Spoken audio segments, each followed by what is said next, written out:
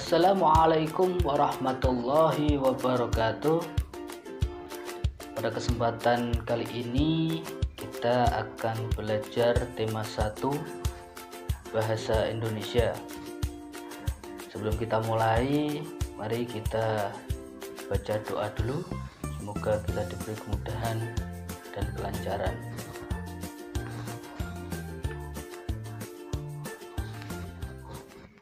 Di tema 1 untuk muatan bahasa Indonesia, kita akan membahas gagasan pokok dan gagasan pendukung. Gagasan pokok adalah ide utama yang dibahas dalam suatu bacaan, bisa berupa kalimat inti atau pokok paragraf. Sedangkan gagasan pendukung adalah uraian atau tambahan informasi untuk gagasan pokok.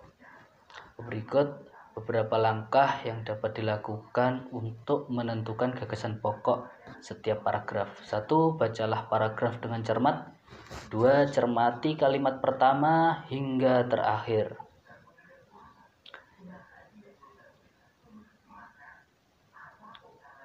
Di dalam suatu bacaan pasti terdapat huruf kapital. Aturan penggunaan huruf kapital: 1. Huruf kapital dipakai sebagai huruf pertama awal kalimat. 2. Huruf kapital dipakai sebagai huruf pertama unsur nama orang. 3. Huruf kapital dipakai pada awal kalimat dalam petikan langsung. 4. Huruf kapital dipakai sebagai huruf pertama setiap nama agama, kitab suci, dan Tuhan, termasuk sebutan dan kata ganti untuk Tuhan. 5. Huruf kapital dipakai sebagai huruf pertama nama bangsa, bahasa, dan kekhasan budaya. 6. Huruf kapital dipakai sebagai huruf pertama nama geografi atau nama tempat.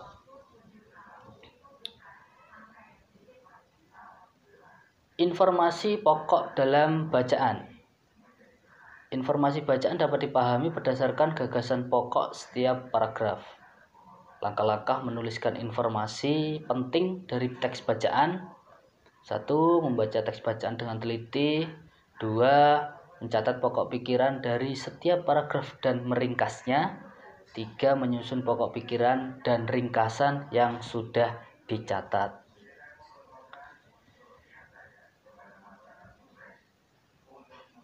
Menentukan gagasan pokok dan gagasan pendukung dalam bacaan. Bacaan terdiri atas beberapa paragraf. Setiap paragraf terdiri atas beberapa kalimat. Setiap paragraf memuat kalimat utama dan kalimat penjelas atau kalimat pendukung. Kalimat utama adalah kalimat yang memuat gagasan pokok. Kalimat utama memuat informasi penting dalam paragraf. Gagasan pokok diperjelas oleh gagasan penjelas atau pendukung. Paragraf terdiri atas kata-kata yang dirangkai menjadi kalimat. Kata-kata yang disusun menjadi kalimat harus sesuai kaidah bahasa Indonesia. Kata yang sesuai dengan kaidah bahasa Indonesia disebut kata baku. Sebaliknya, kata yang tidak sesuai dengan kaidah bahasa Indonesia disebut kata tidak baku.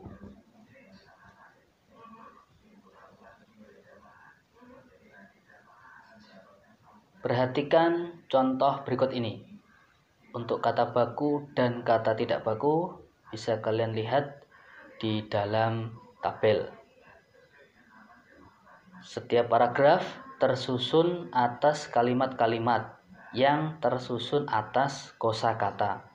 Kosakata tersebut ada yang memiliki padanan kata. Ada pula kosakata yang memiliki lawan kata.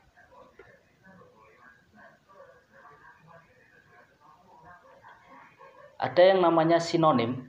Sinonim adalah kata yang memiliki arti sama atau hampir sama. Ada 2 jenis sinonim. Yang pertama sama artinya, yang kedua hampir sama artinya. Kalian bisa lihat contohnya di dalam tabel. Sedangkan kebalikan dari sinonim itu adalah antonim. Antonim adalah kata-kata yang berlawanan makna. Oleh sebab itu, antonim disebut juga lawan kata. Kalian bisa lihat contoh dari antonim di tabel.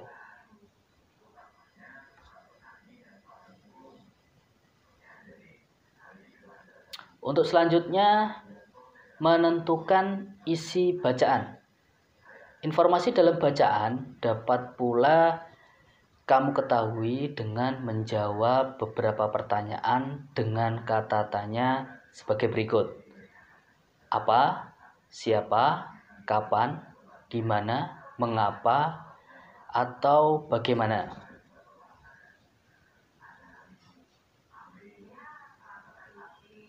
Selanjutnya, membuat ringkasan. Apa yang dimaksud dengan paragraf? Paragraf adalah bagian dari suatu tulisan yang mengandung ide pokok. Paragraf terdiri atas beberapa kalimat yang saling berhubungan. Sebuah paragraf dapat diringkas.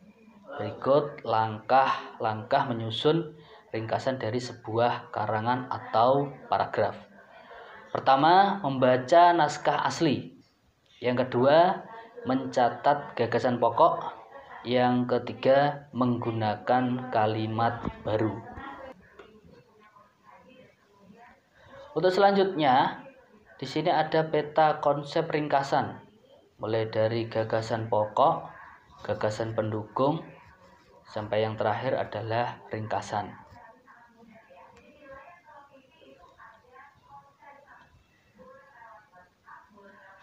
Selanjutnya, menentukan gagasan pokok, kosakata baku, dan tidak baku.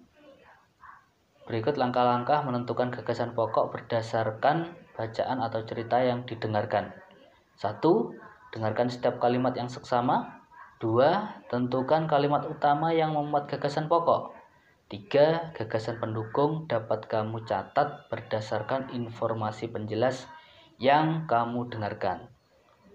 Sedangkan kosakata baku adalah kosakata bahasa Indonesia yang ejaan sesuai dengan Kamus Besar Bahasa Indonesia dan ejaan yang disempurnakan. Kosakata baku digunakan dalam ragam resmi, sedangkan kosakata tidak baku adalah kosakata bahasa Indonesia yang ejaan yang tidak sesuai dengan Kamus Bahasa Indonesia dan ejaan yang disempurnakan. Biasanya kosakata baku digunakan dalam percakapan sehari-hari.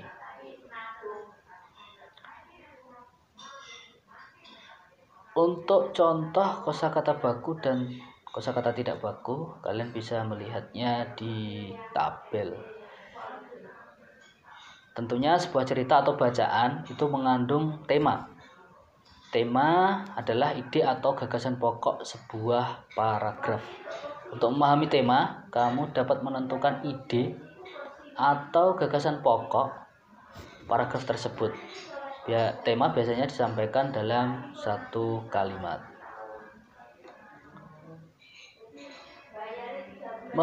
Selanjutnya, menceritakan pengalaman. Pengalaman adalah kejadian atau peristiwa yang pernah dialami. Berikut langkah-langkah menceritakan pengalaman kepada orang lain. 1. Mengingat-ingat pengalaman yang pernah dialami. 2. Memilih salah satu pengalaman paling menarik dan pantas untuk diceritakan. 3. Mengingat-ingat waktu, tempat, pelaku, dan proses peristiwa terjadi.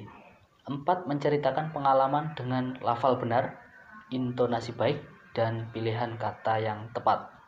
5. Menggunakan ekspresi sesuai dengan peristiwa yang dialami. Untuk selanjutnya, menyusun ringkasan dalam paragraf. Ringkasan itu sendiri adalah cara menyajikan karangan asli dalam bentuk singkat. Walaupun singkat, ringkasan harus tetap mempertahankan urutan isi serta sudut pandang pengarang asli. Untuk menyusun ringkasan, terdapat langkah-langkah, yaitu 1. Baca atau dengarkan setiap paragraf yang dibaca dengan seksama. 2. Tentukan kalimat utama yang memuat gagasan pokok. Ingat, gagasan pokok itu merupakan masalah utama yang dibahas dalam bacaan. 3. Gagasan pendukung dapat kamu catat berdasarkan informasi penjelas yang kamu baca atau yang didengarkan. 4. Rangkai gagasan pokok dan pendukung menjadi ringkasan padu. Untuk selanjutnya, wawancara. Wawancara adalah suatu kegiatan tanya jawab untuk mengetahui informasi tentang sesuatu yang lebih mendalam. Sedangkan laporan itu adalah karangan yang berisi keterangan-keterangan hasil percobaan atau perjalanan.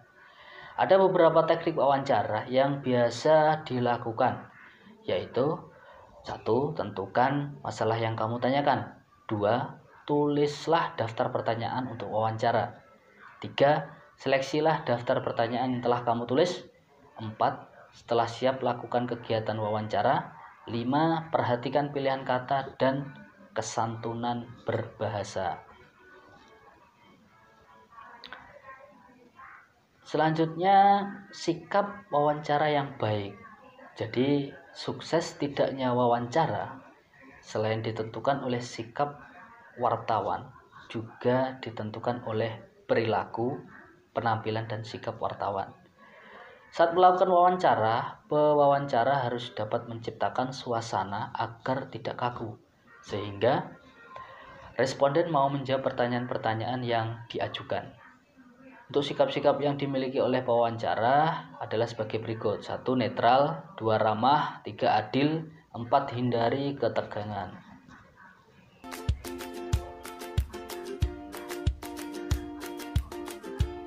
Terima kasih. Tetap semangat belajar. Semoga bermanfaat. Wabillahi taufiq wal hidayah. Wassalamualaikum warahmatullahi wabarakatuh.